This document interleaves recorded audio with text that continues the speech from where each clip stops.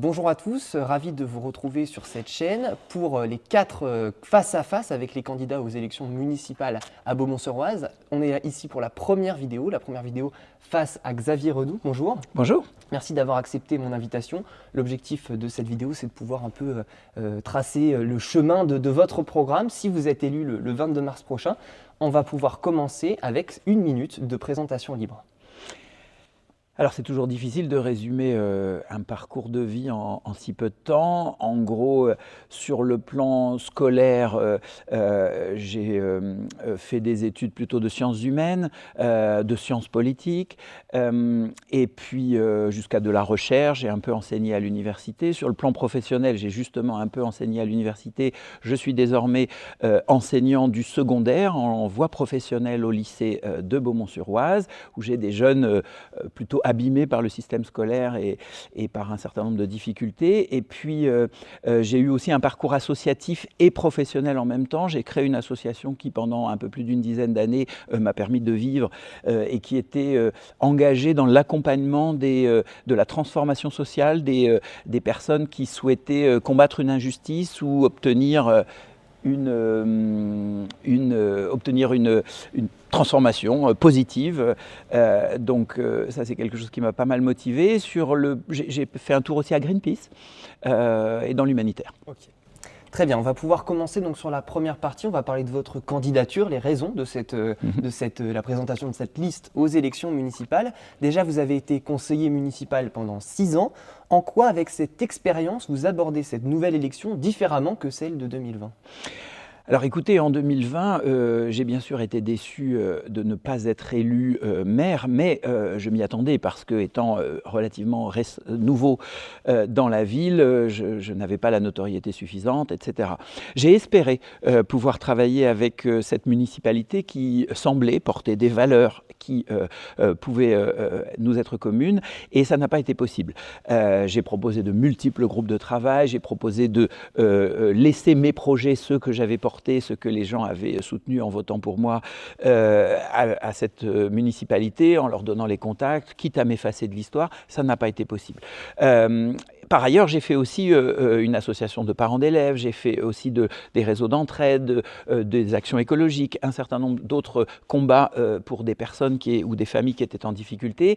Et régulièrement, je me suis heurté à des difficultés, là encore, dans la relation avec la mairie, une impossibilité d'accéder à des salles, des obligations de contourner. J'ai même dû aller au procès avec cette mairie pour pouvoir tenir cette brocante populaire, dont vous savez que l'originalité en Île-de-France, c'est qu'elle est gratuite pour les exposants, ce qui permet du pouvoir d'achat, et puis une action écologique sans le savoir, puisque par les brocantes, on donne une seconde vie aux objets. Donc tout ça m'a convaincu que nous méritions mieux, dans un contexte où cette ville me semblait en déclin, me semblait avoir des atouts négligés.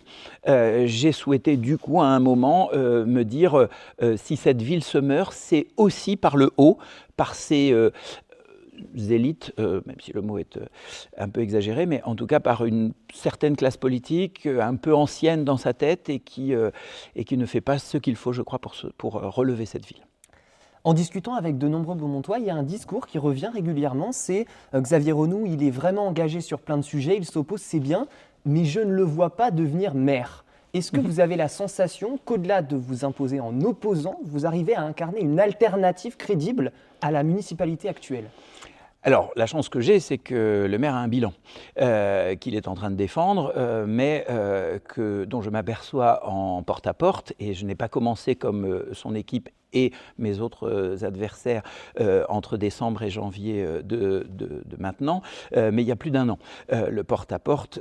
Et donc, nous avons visité des centaines de personnes sur une ville de 10 000 habitants. Ça commence à peser, ça commence à donner une impression. Alors bien sûr, les gens peuvent ne pas me dire toute la vérité. Pour autant, l'accueil est extraordinaire, et je pèse mes mots, extraordinaire, extrêmement favorable, et le regard porté sur le bilan de Monsieur le maire est, sans être désobligeant, très mauvais.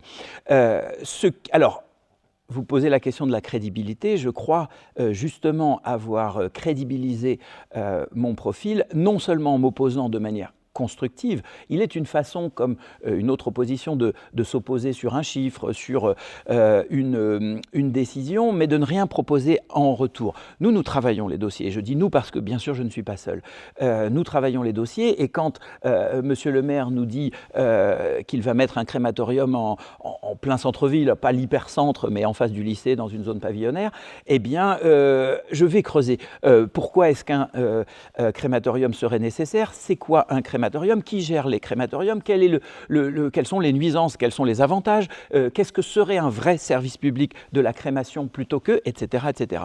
Tout ça nous permet d'être crédibles, justement, sur nos contre-propositions quand il y a lieu. J'ai soutenu certains des projets de la municipalité, ce qui montre que je ne suis pas sectaire, le terrain synthétique de foot, le principe de jeu dans le parc, même s'ils sont ratés, je voulais des jeux pour les grands. Je n'ai pas imaginé une seconde que Monsieur le maire enlèverait les jeux pour les petits pour ne mettre que des jeux pour les grands, ce qui était évidemment stupide, etc., etc. Donc, nous travaillons nos projets, nous allons voir dans d'autres villes comment il et elle, les maires, les équipes municipales ont réussi à relever leur ville quand elles avaient les mêmes difficultés que nous, un centre-ville qui se meurt, une population qui se densifie, un territoire qui n'est pas très dynamique, etc., etc. Je crois que les gens me reconnaissent cette crédibilité d'aller jusqu'au bout des dossiers, tant intellectuellement que pratiquement, parce que j'ai mené des combats concrets à leur côté sur cette ville. Sur les réseaux sociaux, vous vous exprimez régulièrement, vous prenez position sur des sujets de société, des débats politiques à titre personnel. Quelle étiquette politique va porter votre liste pour ces élections municipales? Vous faites bien de souligner que nous sommes dans l'hyper-transparence, c'est-à-dire que je dis ce que je fais ce que je dis, je m'exprime sur un certain nombre de choses et mes amis commencent à le faire maintenant que nous présentons une équipe. Donc il ne s'agit pas de cacher, de mentir. J'ai un parcours qui parle pour moi. Ça fait 30 ans que je suis engagé et pas seulement 10 ans à Beaumont. C'est depuis 10 ans seulement que j'ai une expérience, on va dire, plus classique d'engagement électoral. En revanche, je suis véritablement engagé dans l'humanitaire, comme dans le social, comme dans le politique, mais au sens très large du terme. Et mon parcours, je ne peux pas le cacher, il est partout sur Internet.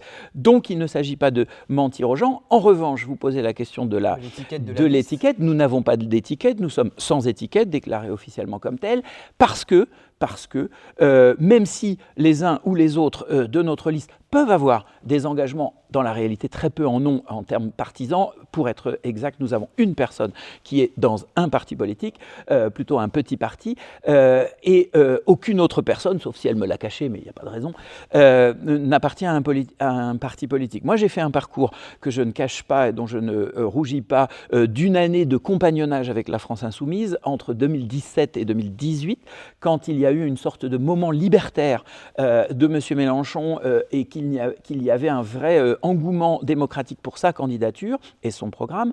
Je suis sans parti, sans étiquette. Bien évidemment, je suis pour ma part classé à gauche et écologiste.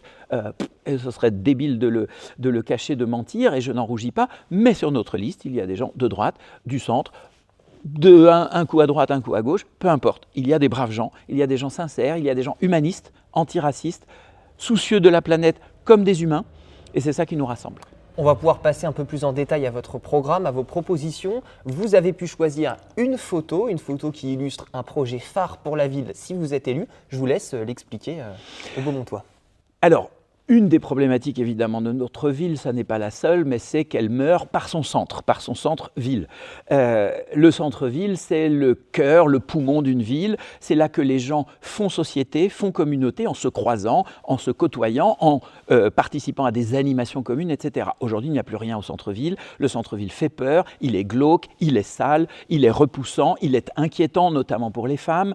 On n'y voit plus qu'une certaine misère sociale ou morale parce qu'il ne s'y passe plus rien d'autre que cette concentration de personnes qui n'ont pas d'autre lieu où se retrouver. Il manque un lieu pour la jeunesse, il manque un lieu intergénérationnel, il manque un lieu pour les familles, il manque un lieu pour les étudiants, un lieu que nous allons aménager, qui sera un tiers-lieu. C'est subventionné par l'État, notamment dans les villes qui, comme la nôtre, souffrent par leur cœur de ville. Et ce tiers-lieu, il sera où, par exemple ? Alors, ce tiers-lieu pourrait être le plus probablement dans l'ancienne école Pauline Kergomar, puisque Monsieur le maire a fait ce projet absurde de déplacement à 300 mètres de distance d'une nouvelle école, que cette nouvelle école va nous coûter de l'argent parce qu'il va falloir la refaire, elle est ratée, mais du coup un tiers-lieu est libéré. Une autre possibilité à examiner, c'est celle de...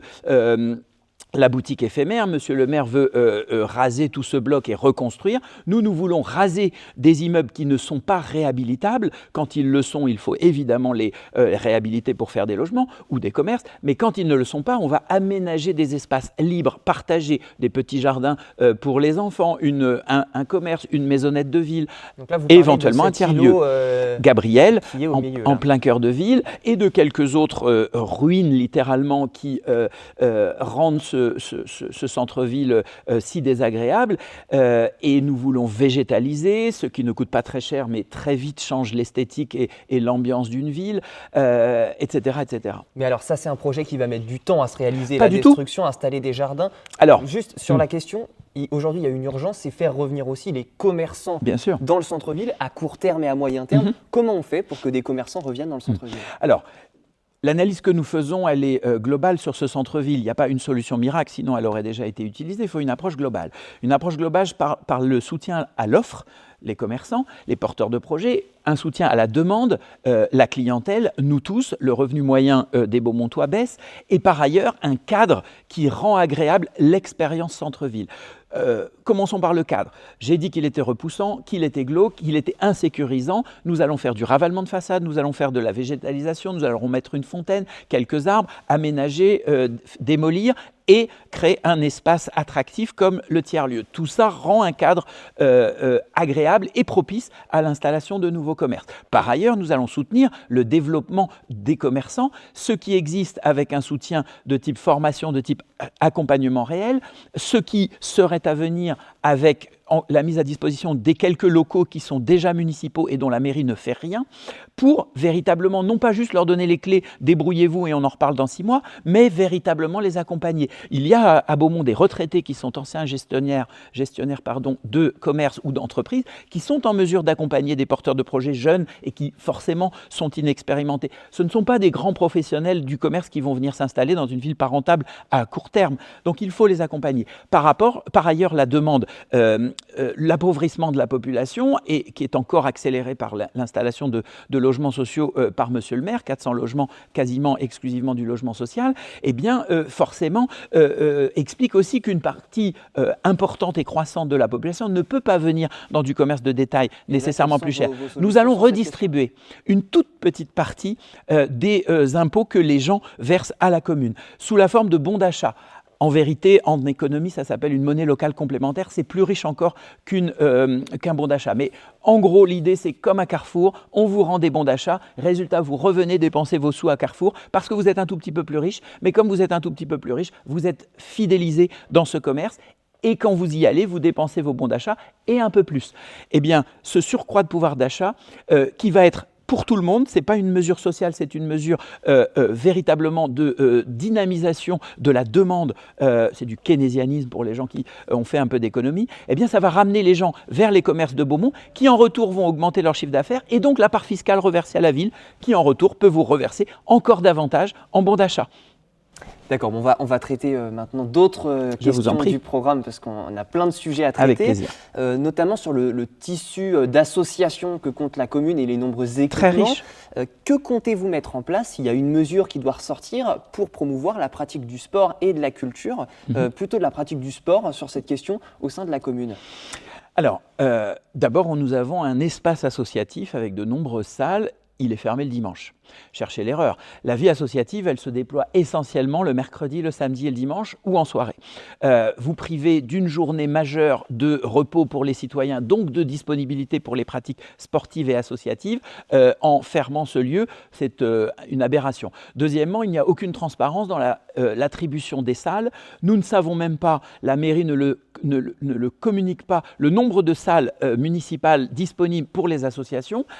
quels sont les créneaux disponibles, etc. Donc, première mesure, ouverture de cet espace associatif rue du Quesnel le dimanche et transparence absolue sur les créneaux, de sorte que vous, si vous décidez de créer une association, de proposer une activité, vous regardez sur le site de la ville, vous avez tout de suite le tableur Excel, en gros, qui vous montre quel créneau, quelle salle, vous pré-réservez, et sauf objection de la mairie qui n'aurait pas encore mis une priorité, etc., eh bien la salle, elle est pour vous.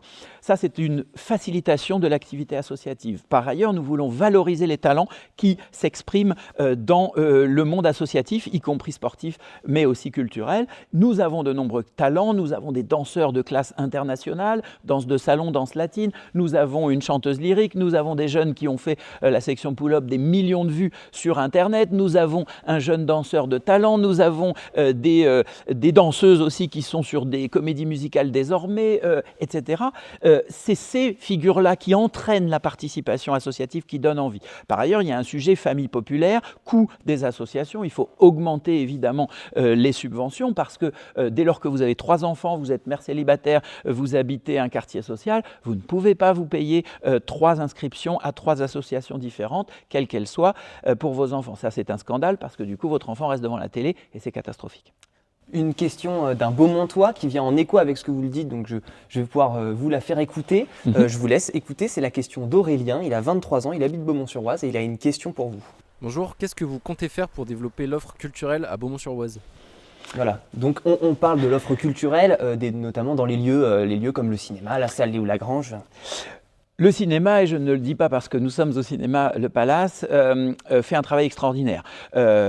Tout ce qui pourra aller dans la facilitation du travail déjà formidable qui est fait par ce cinéma, nous irons. Mais globalement, il n'y a pas grand-chose à redire en termes de... je crois que l'équipe fait déjà le maximum. Si elle a des demandes spécifiques, nous serons évidemment à l'écoute et en soutien. En revanche, première installation de qualité, nous avons cette salle Léo Lagrange qui est exceptionnelle dans le territoire, qui est la plus belle et une des plus grandes salles de type salle des fêtes du territoire, soit la plus belle, soit la plus grande selon les comparaisons que nous allons faire. Elle est sous-exploitée.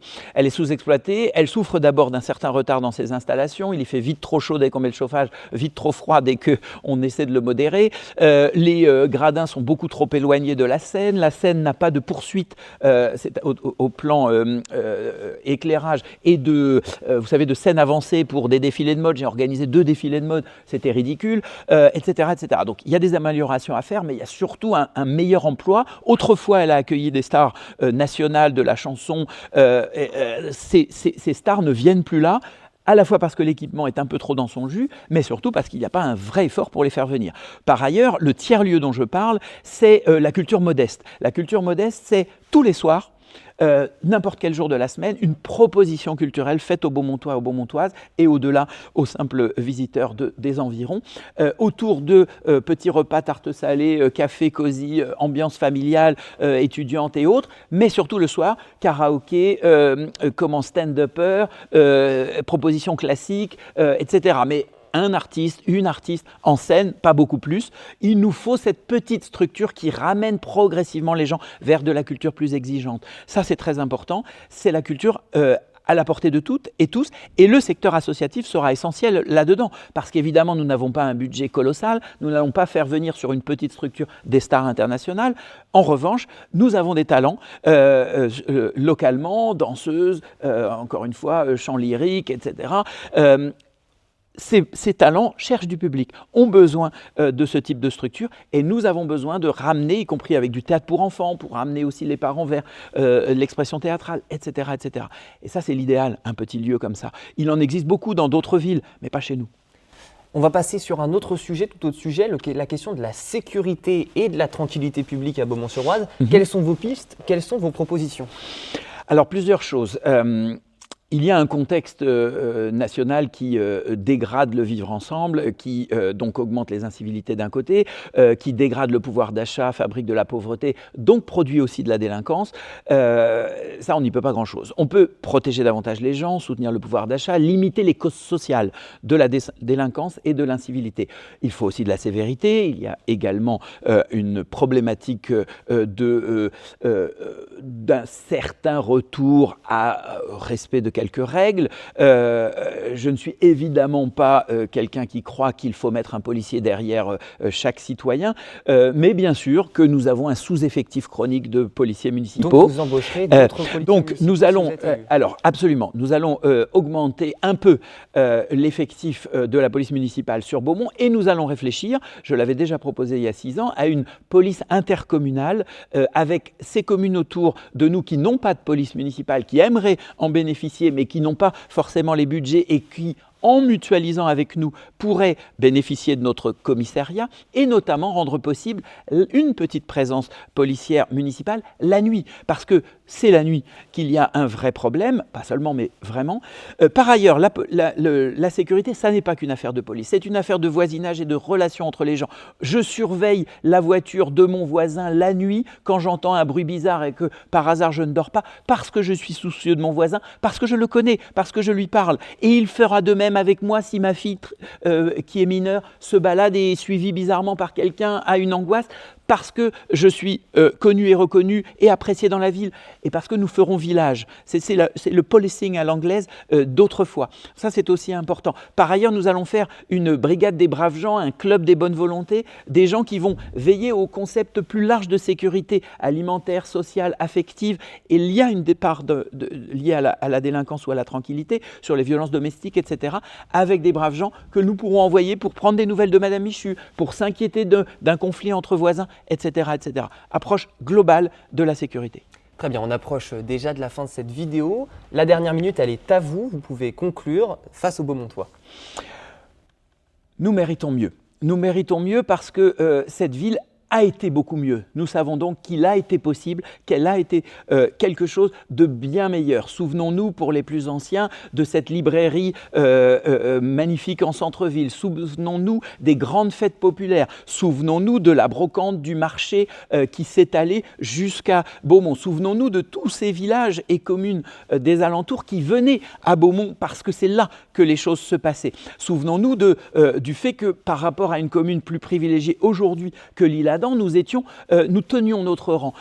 Voyons aussi que Presles se développe, que Persan se développe, que Chambly a maintenu son centre-ville en dépit du fait de l'encerclement par des grandes surfaces. Nous ne sommes donc pas condamnés à cette médiocrité, à ce déclin, à ce déchirement du tissu social. Nous avons besoin de convivialité, nous avons besoin d'une politique déterminée à relancer cette ville et c'est possible. Nous avons un lac extraordinaire, nous avons une forêt, nous avons des berges, nous avons un centre-ville qui n'attendent que ça. Merci Monsieur Renoux, merci d'avoir accepté mon invitation. Merci beaucoup pour ce beau projet. On se retrouve demain pour une nouvelle vidéo avec un nouveau candidat.